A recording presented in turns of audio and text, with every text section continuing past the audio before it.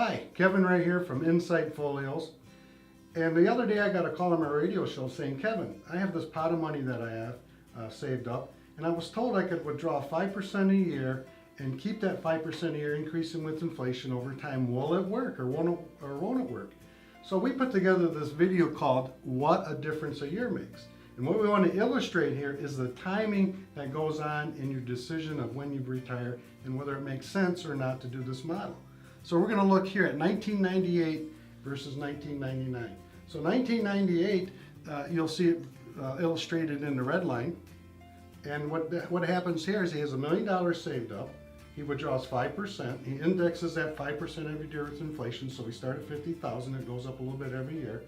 But the problem is here, you'll see we have a good year, and then all of a sudden we have a bad year. And that's what you're all afraid of. You're all afraid of this line that goes down. You retire today and tomorrow the market goes down, you're going to run out of money. Well, in this particular instance, it does. He has $28,000 left. He's taken almost $1.4 million out of this account, but the problem is he's got $28,000 left. Ran out of money. And that's what your biggest concerns are. Every day when we sit down and we talk to people, they're afraid of this scenario. So the other scenario is we're gonna retire in 1998, and we're gonna go here, the same scenario. The total income withdrawn from here is $1.4 million, and we look over here, we have $634,000 left versus $28,000.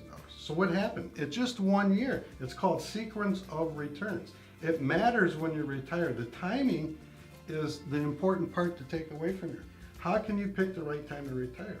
On this flawed model, this is what Wall Street tells you, year in and year out. This is what we get calls all the time in a radio show about. This does not work in most cases.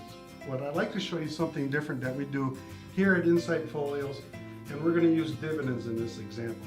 You can still see the same two lines here, 98, 99.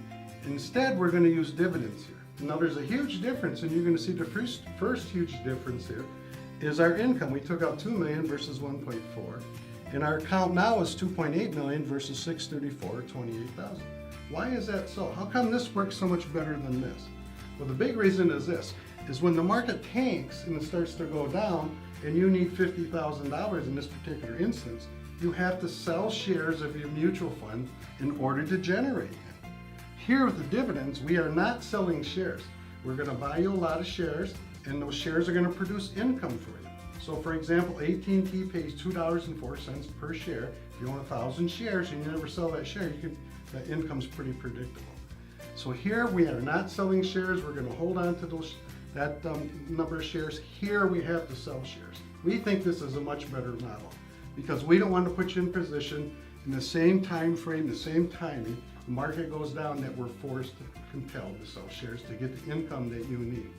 Now, most of you know that we've done our simplicity report for you, and if you haven't done this, and you haven't come into our office and we haven't showed you how to utilize this strategy and make sure that you don't run out of money, we invite you to just give us a call. Come on in, and we'd be happy to sit down with you and go through this process with you. I hope this video made a good impact on you. And again, Kevin Wray from Insight Folios. Have a great day.